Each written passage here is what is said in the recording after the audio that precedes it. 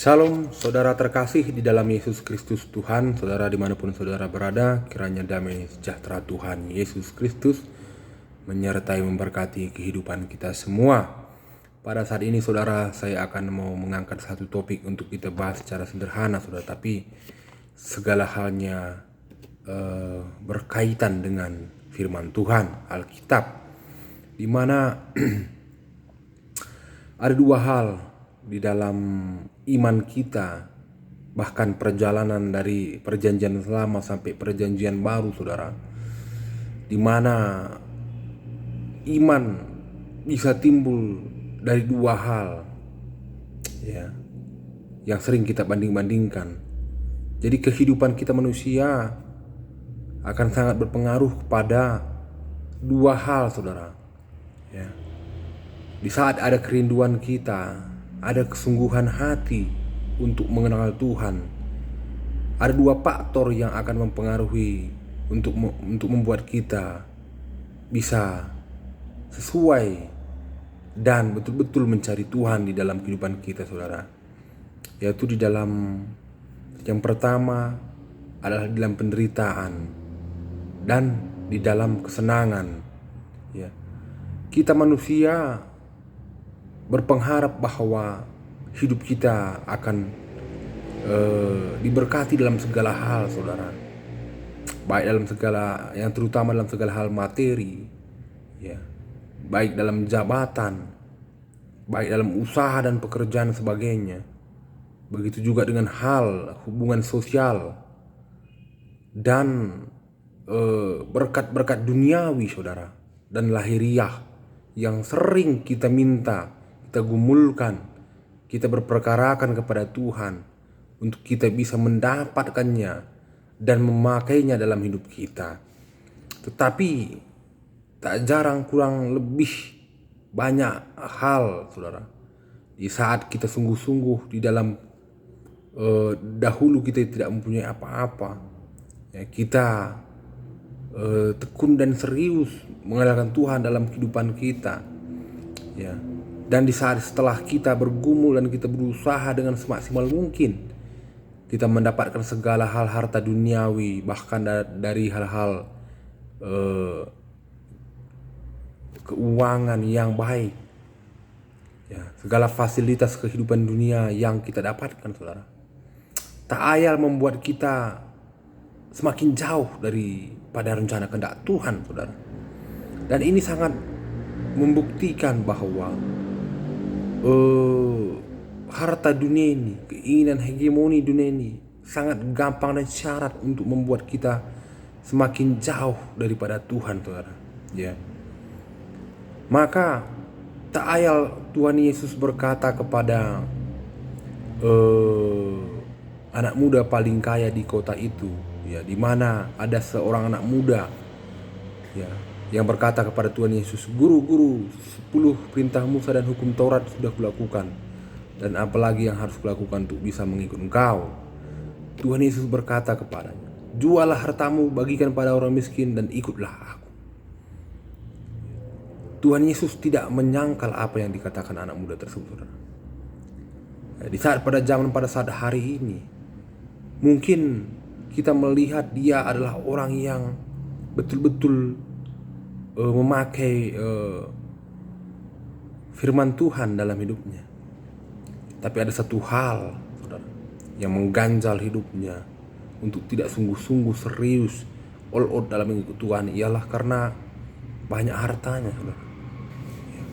Dan disitulah Tuhan Yesus berkata, "Simpanlah hartamu di surga, bukan di bumi, karena di bumi ngengat bisa mencurinya dan pencuri bisa mencurinya." Ya. Dimana banyak juga hal-hal kehidupan kita tanpa sadar kita merasakan dan terjerumus dengan hal-hal demikian juga saudara. Tak ayal kita di saat kita senang ya, hal apapun yang kita senangi ya, sangat gampang membuat kita tidak lagi intim, tidak lagi berhubungan erat, berdoa dan merenungkan kehidupan kita dengan rencana kehendak Tuhan saudara. Hal ini sangat gampang mengubah kita untuk kepada hegemoni dunia ini yang membuat kita semakin lebih lagi untuk mendapatkan hal dunia ini, saudara.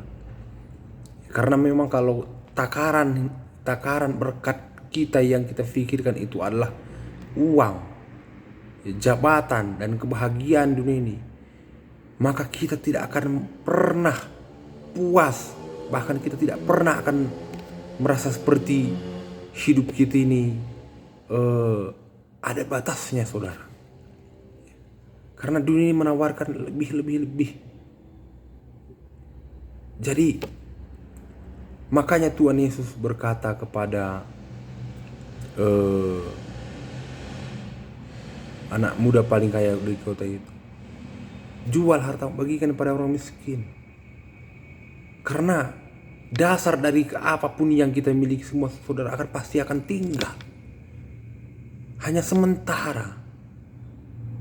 Dan di sini Tuhan mau kita memikirkan kekekalan, saudara, di sorga, menaruh hati dan pikiran kita ke surga, supaya segala halnya hidup kita betul-betul serius dan kita mau melakukannya segala halnya untuk Tuhan.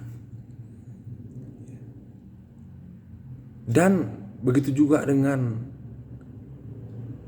orang yang di dalam penderitaan dalam kehidupannya, dalam segala hal, mungkin harapan dia tidak ada lagi, penderitaan yang dia pikul, bahkan dalam kemiskinannya sekalipun. Cenderung orang-orang yang seperti ini akan membuat ia semakin intim, semakin serius, semakin mencari Tuhan dalam hidupnya, saudara. Karena di dalam segala hal apapun yang dia rasa, tiada kebahagiaan yang dia miliki, tiada pengharapan mungkin lagi dalam hidupnya, saudara. Bahkan dia merasa seperti ini adalah kekecewaan. Dan di saat dia dijamah Tuhan, bahkan dia memikirkan firman Tuhan itu, dan dia bisa betul-betul intim dengan Tuhan, karena pengharapannya anak Tuhan saja. Karena dia berpengharapan adalah Yesus, adalah Tuhan yang bisa menghiburnya, yang bisa memberikan dia janji kekekalan dan damai sejahtera Tuhan yang melampaui dari segalanya yang bisa dia terima. Karena di saat dunia ini tidak lagi bisa menawarkan kehidupan yang baik pada kita, bahkan ada kekecewaan dunia ini, ada penderitaan, ada kemiskinan. Bahkan hal-hal inilah yang membuat kita gampang sekali untuk merasakan Tuhan dalam kehidupan kita, ya. Bagaimana Paulus berkata, hidupku bukan aku lagi, tapi Yesus yang hidup dalam kehidupanku. Apa yang dulu kuanggap berharga, setelah aku mengenal dia, semua aku anggap sia-sia, selain melakukan kehendak Tuhan di dalam kehidupanku. Bagaimana juga pengkhotbah berkata, ya, segala hal di dunia ini adalah sama dengan menjaring angin, saudara. Ya, karena tak akan pernah kita mencapai titik kepuasan dalam kehidupan kita untuk memiliki segala halnya apapun yang di dunia ini, karena semua pasti akan berakhir, saudara. Maka selain melakukan kehendak Tuhan, semua sia-sia. Di saat kita melakukan kehendak Tuhan, maka kepuasan, sukacita, damai sejahtera itu yang melampaui dari akal dan budi kita, dan melampaui dari apa yang kita lihat dan apa yang kita miliki dunia ini, akan membuat kita sukacita, saudara. Ya. Karena dunia ini tidak bisa membuat kita sukacita penuh, karena Tuhanlah yang membuat kita sukacita penuh. Bagaimana ya, nabi-nabi, bahkan rasul yang dulu, saudara, di saat hidupnya dijamah Tuhan, dipakai Tuhan, ia betul-betul sungguh-sungguh untuk melakukan kehendak Tuhan, memberitakan kebenaran, sekalipun nyawa mereka diancam, dianiaya, tapi mereka merasakan kasih Tuhan yang luar biasa, sukacita yang sangat luar biasa. Nyawa mereka pun mereka pertaruhkan untuk memberitakan, untuk melakukan kebenaran yang Tuhan sampaikan kepada mereka, saudara. Jadi mari kita semua koreksi hidup kita. Apakah motivasi kita dalam hidup ini? Apakah kita hanya mencari hegemoni dunia ini? Akan terlihat dari kehidupan kita. Adakah kasih? Karena kasih adalah gambaran dari kehidupan kita yang percaya kepada Tuhan dan sungguh-sungguh hidup dalam kehidupan kita kepada Tuhan, saudara. Kiranya damai sejahtera Tuhan menyertai memberkati kita semua. Tuhan Yesus memberkati.